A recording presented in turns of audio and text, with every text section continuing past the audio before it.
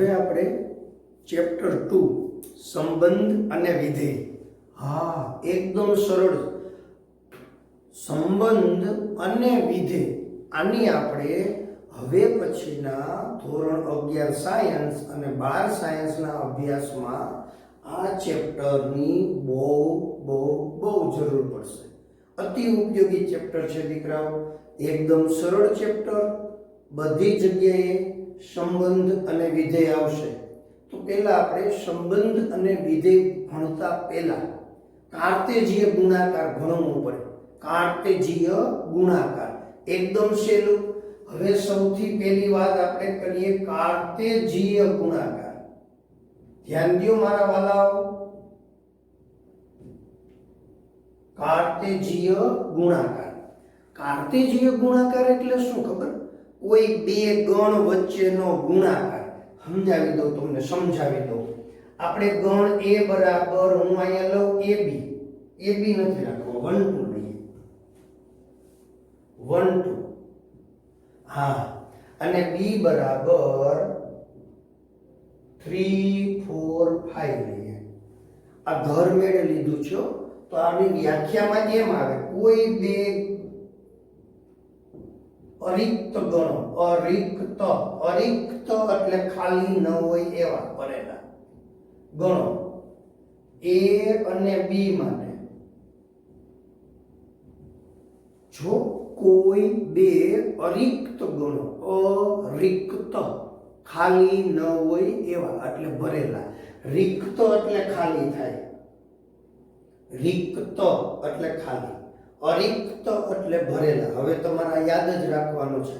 અત્યાર સુધી શું હોય ખબર? આપણા મગજમાં ઊંધું જ હોય. આપણને એમ કે ગમે એની આગળ અ લાગે ને એટલે એ નેગેટિવ બને.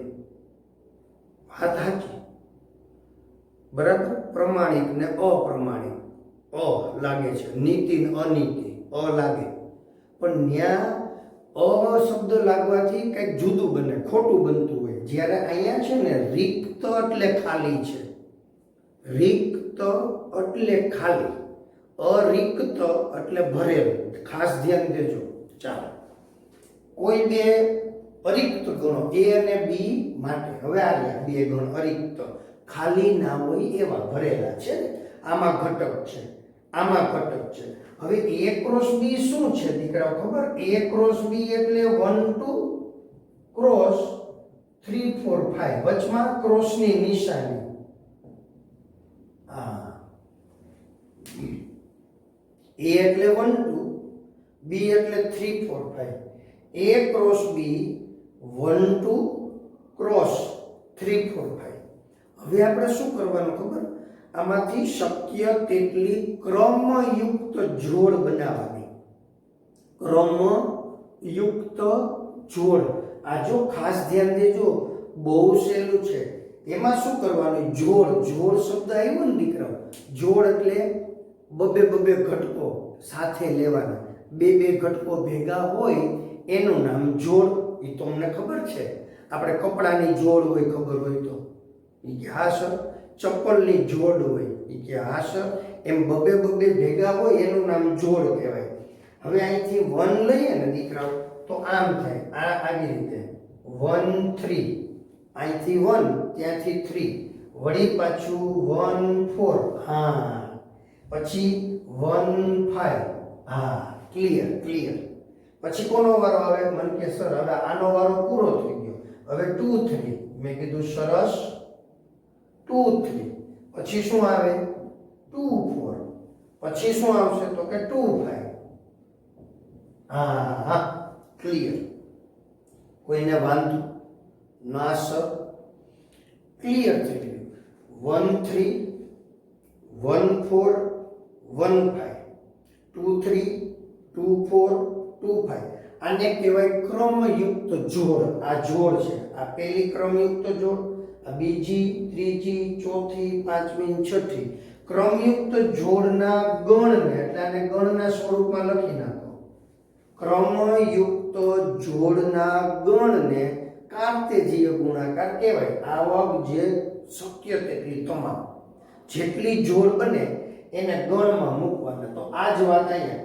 કોઈ બે અરિક્ત ગણો a અને b માટે જો A belongs to A અને B belongs to B, તો AB પ્રકારની શક્ય તેટલી તમામ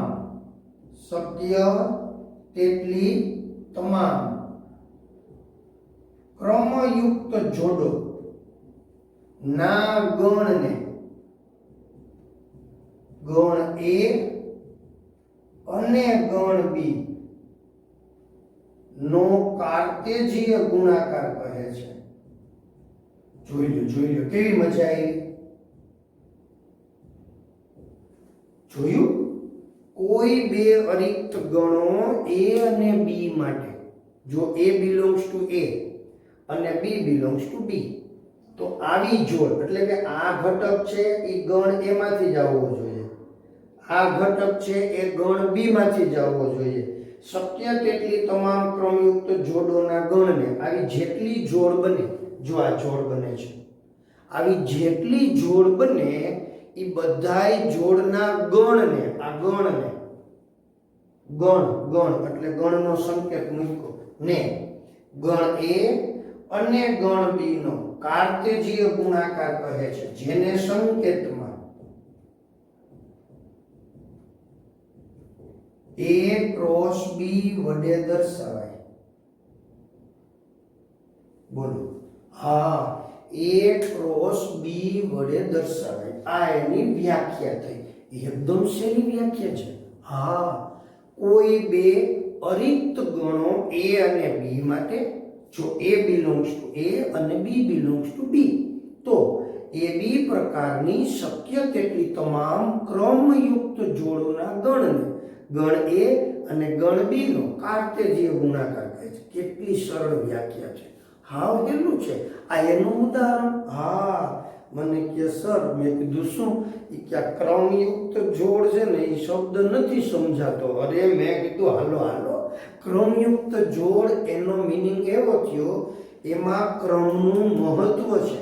આ 1 3 હોય ને, મને કે 1 3 નહીં 1 3, મેં કીધું હા, 1 3 is not equal to 3 1. જો હા, ખાસ આ અને આ સરખા નથી. સમજાય છે મારી વાત? એ કે હા, એ તમને સમજાવીશું. આપણે યામ સમતલની અંદર તમે 9માં 10માં આવું બધું શીખીને આવ્યા, ખ્યાલ આવે છે? યામ સમતલ એટલે ગ્રાફમાં શું કરતા, આમ આડી લીટી હોય એને x અક્ષ, આમ ઊભું હોય એને y અક્ષ, પછી આ બિંદુ હતું કે હા સર આ બિંદુને કેમ લેવાય, કે એનો x યામ 1 કહેવાય, y યામ 3 કહેવાય. હા, અહીંયા x યામ 3 છે અને y યામ 1 છે, એટલે બે બિંદુ ગ્રાફની અંદર અલગ થાય, એટલે અહીંયા ક્રમનું મહત્વ છે. એટલે આ જોડને ક્રમયુક્ત જોડ કીધી છે. આમ બદલી જાય તો ક્રમ બદલે તો બિંદુ બદલી જાય, બંને અલગ કહેવાય, એટલે આને ક્રમયુક્ત જોડ કીધી છે. આ બંને જોડ કેવી છે, મને કે અલગ. હવે આપણે આજ શીખવાનું છે, હમણાં શીખવાડીશ, પણ પહેલા તમારે આ કાર્તેજી ગુણાકારની વ્યાખ્યા સમજાઈ ગઈ તો કે હા, હવે એનું આ એક્ઝામ્પલ લઈ લેજો, લખી નાખજો વ્યાખ્યામાં. જો આની અંદર જ આ લખવાનું છે અહીં સુધી, આ A ક્રોસ B. દીકરાઓ જોયું તમે, આપણે ભણવાની હતી વ્યાખ્યા, પહેલા તમને આ ઉદાહરણ લઈને સમજાવ્યું અને પછી વ્યાખ્યામાં આવ્યા. એ જ ખાસિયત છે બાળકો, ભણવાનું આને જ કહેવાય. ક્લિયર દીકરાઓ? અહીંયા આપણે પહેલા નિરાતે સમજ્યા A ક્રોસ B શું મળે. મને કે સર હજી એક પ્રશ્ન છે. મેં કીધું બોલો. મને કે અહીંયા અરિક્ત ગણો તમે લખ્યા છે. મેં કીધું હા. એ કે અરિક્ત ગણ ન હોય અને ખાલી ગણ હોય તો? એ કે સર અહીંયા તમે A ક્રોસ ખાલી ગણ હોય તો, આમ હોય તો? મેં કીધું અદ્ભુત પ્રશ્ન કર્યો દીકરા, તે બહુ સારો પ્રશ્ન છે દીકરા. A ક્રોસ ખાલી ગણ. હવે જુઓ, અહીંયા તમારે 1 2 છે અને ખાલી ગણ એટલે એમાં એ કઈ ઘટક જ નથી. હા, આવી રીતે થાય દીકરા. 1 2 ક્રોસ ખાલી ગણ. હવે ખાલી ગણને હજી આપણે ફેરફાર કરીને આમ લખી નાખીએ. આવી રીતે આમાં હવે અહીંયા 1 2 અહીંયા ક્રોસ ખાલી ગણ. હવે આમાં એક સભ્ય જ નથી તો પછી અહીંયા આવી જોડ તૈયાર થાય જ નહીં. આવી જોડ તૈયાર થાય નહીં. જોડ જ ન બને દીકરા, આવી જોડ ન બને. આવી જોડ બનાવવા માટે શું મહત્વનું છે? અહીંથી એક ઘટક અને અહીંથી એક ઘટક, પણ હવે ત્યાં ઘટક જ નથી એટલે મળે જ નહીં. એટલે ઈ મળે આપણને ખાલી ગણ.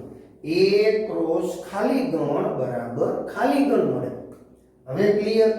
સમજાઈ ગયું? તો કે હા સર. ચાલો આ લખી નાખો, આટલું લખી નાખો. રેડી? ચાલો સ્ક્રીનશોટ લઈ લો હો દીકરા. હવે બાળકો અહીંયા જે ઉદાહરણ લીધું છે ને, A ક્રોસ B ગોત્યા છે. હવે આપણે B ક્રોસ A ગોતીએ એટલે આપણને ખ્યાલ આવે. B ક્રોસ A એટલે B ના ઘટકો ક્રોસ A ના ઘટકો. આમ B ક્રોસ A. ક્લિયર? તો કે હા સર. હવે આમાં શું થાય દીકરાઓ ખબર? પેલાનો વારો આવે 3 1 3 2. બોલો આવું થાય? હા. આમાંથી પેલા 3, પછી અહીંથી 1 અને 2, પછી આનો વારો પૂરો. હવે કોનો વારો આવે? 4 1 4 2. હવે આનો વારો પૂરો. 5 1 5 2. હવે અહીંયા આ પૂરું થઈ ગયું. આ મળ્યું B ક્રોસ A. હવે આપણે જુઓ જી, આ અને આ સરખા છે? તો કે ના. આને નંબર આપી દે 1, અને નંબર આપીએ 2. 1 અને 2 પરથી શું સ્પષ્ટ છે?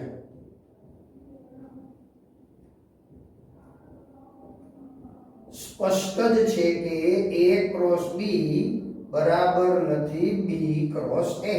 શા માટે સરખા નથી દીકરાઓ? મને કે સર આમાંય 6 ઘટકો છે, 6 જોડ છે. બાળકો આ જોડને એક જ ઘટક કહેવાય. આ 1 2 3 4 5 6 6 ઘટક છે. આમાંય 6 ઘટક છે. 1 2 3 4 5 6. બંનેમાં 6 ઘટક છે તોય સરખા નથી? ના જ હોય ને દીકરાઓ. શા માટે? હમણાં જ મેં અહીંયા સમજાવ્યું હતું. અહીંયા 1 3 છે, અહીંયા 3 1 છે. એ બંને જોડ અલગ કહેવાય. અલગ કહેવાય. એ કે હા સર હવે સાચી વાત સમજાઈ ગયું. તો આ ઘટક અને આ ઘટક જુદો છે. એવી જ રીતે 3 2 અને 2 3 એ બે જુદા કહેવાય. એટલે આ ઘટકો અને આ ઘટકો અલગ અલગ છે. માટે આપણે શું કહી શકીએ? 1 અને 2 પરથી સ્પષ્ટ છે કે A ક્રોસ B બરાબર નથી B ક્રોસ A. એટલે હવે તમારે એક્સ્ટ્રા વર્કમાં જ લખવાનું છે. એમાં આ લખવાનું છે અને આ લખવાનું છે. ક્લિયર? એક્સ્ટ્રા વર્ક હો, આ બધું એક્સ્ટ્રા છે. થિયરી ચાલી રહી છે દીકરાઓ. ચાલો આટલું લખી નાખો. પાછું થિયરી છે ક્રમયુક્ત જોડની સમાનતા. એ તો આપને ખબર છે દીકરાઓ. હમણાં જ મેં અહીંયા કીધું હતું 1 3 is not equal to 3 1. આ સમજાયું છે? હા. આ ક્રમયુક્ત જોડની સમાનતા. હવે બે ક્રમયુક્ત જોડ સમાન ક્યારે થાય? જો આમ હોય AB અને CD એમની વચ્ચે જો બરાબરની નિશાની હોય અથવા તો બરાબરની નિશાની મૂકવી હોય તો ક્યારે મૂકી શકાય? જો એનો પેલો ઘટક સરખો હોય અને બીજો ઘટક સરખો હોય. આ જોડનો પેલો ઘટક અને આ જોડનો પેલો ઘટક સરખો હોય આમ, અને બીજો ઘટક B બરાબર. આપણે આમ લઈએ કે જો A બરાબર C, B બરાબર D, તો અને તો જ AB બરાબર CD. આ જે નિશાની કરી છે ને એ થોડો સમય તમને નહીં સમજાય. તો અને તો જ એ આગળ અભ્યાસ કરશું ને એટલે એનો પણ આપણે સમજણ આપી દઈશું. અત્યારે ખાલી આમ સમજો. જો A બરાબર C અને B બરાબર D, આને કહેવાય તો અને તો જ. AB બરાબર CD. તો અને તોજનો મીનિંગ અહીંથી આમ જાય તોય સાચું અને અહીંથી આમ આવીએ તોય સાચું એવું છે. હા, ભણશું આપણે, આવશે અભ્યાસ આપણે આવવાનો છે. આ નિશાની છે. હવે આનો મીનિંગ શું થયો? પહેલો ઘટક અને પહેલો ઘટક સરખો, બીજો ઘટક અને બીજો ઘટક સરખો, એને કહેવાય ક્રમયુક્ત જોડની સમાનતા. જોડે જો કોઈ બે ક્રમયુક્ત જોડના પ્રથમ ઘટકો સમાન હોય, પ્રથમ ઘટકો સમાન હોય અને બીજા ઘટકો સમાન હોય, બીજા ઘટકો પણ સમાન હોય, આ પણ સમાન હોય, તો અને તો જ બે ક્રમયુક્ત જોડ સમાન કહેવાય. હા, આ બે સરખા હોય, આ બે સરખા હોય તો જ વચ્ચે બરાબર મૂકી શકાય. એક વાત. અને બીજી વાત, જો આની વચ્ચે બરાબરની નિશાની હોય, એનો મીનિંગ એવો કે પહેલો ઘટક અને પહેલો ઘટક સરખો છે, બીજો ઘટક અને બીજો ઘટક સરખો છે, બસ આમ છે. ખ્યાલ આવે છે? હું બોલું એ ફરીથી સમજો. જો A અને C સરખા હોય, B અને D સરખા હોય તો એ વચ્ચે બરાબર મૂકી શકાય. અને ઊંધું, જો આવી જોડમાં વચ્ચે બરાબરની નિશાની હોય તો એનો મીનિંગ એવો થયો પહેલો ઘટક અને પહેલો ઘટક એટલે A અને C સરખા, B અને D સરખા. ખ્યાલ આવે છે? A બરાબર C, B બરાબર D. આવડે? એ કે હા સર. પાકે પાઈ આવડે. સમજાઈ ગયું? તો કે હા. હવે આપણે આવો દાખલો છે, દાખલો છે સાવ સહેલું. જો આવી જોડ આપી છે, એમની વચ્ચે બરાબર છે. આ દાખલો સ્વાધ્યાય 2.1 નો પહેલો દાખલો. 2.1 દાખલો પહેલો. આવી બે જોડ છે, એમની વચ્ચે બરાબરની નિશાની. કે હા સર. તો હવે આપણે સીધે સીધી આ જ વાત કરી. જો આમની વચ્ચે બરાબરની નિશાની હોય તો પહેલો ઘટક અને પહેલો ઘટક સરખો થાય, બીજો ઘટક અને બીજો ઘટક. સોલ્યુશન અહીં સીધે સીધું પહેલા લખી નાખો. x + 3 એકડો y - 2/3. બાળકો આ પહેલો ઘટક છે હો. હા, આ બીજો ઘટક છે. આ પહેલો ઘટક, આ બીજો ઘટક. આ જોડ પહેલી, ક્રમયુક્ત જોડ પહેલી. હા, તેથી ક્રમયુક્ત જોડની સમાનતાને આધારે, હવે ક્રમયુક્ત જોડની સમાનતા, ક્રમયુક્ત જોડની સમાનતા એના મુજબ શું થયું? તો કે પહેલો ઘટક અને પહેલો ઘટક સરખો એટલે આમ લખવાનું x/3 + 1 = 5/3. આનો પહેલો ઘટક અને આનો પહેલો ઘટક તથા બીજો ઘટક અને અહીંયા બીજો ઘટક. આમ પહેલો ઘટક, અહીંયા પહેલો ઘટક, બીજો ઘટક, બીજો ઘટક. એમ જો આમ લખવાનું. હા, હવે સાદું રૂપ દેવાનું દીકરાઓ.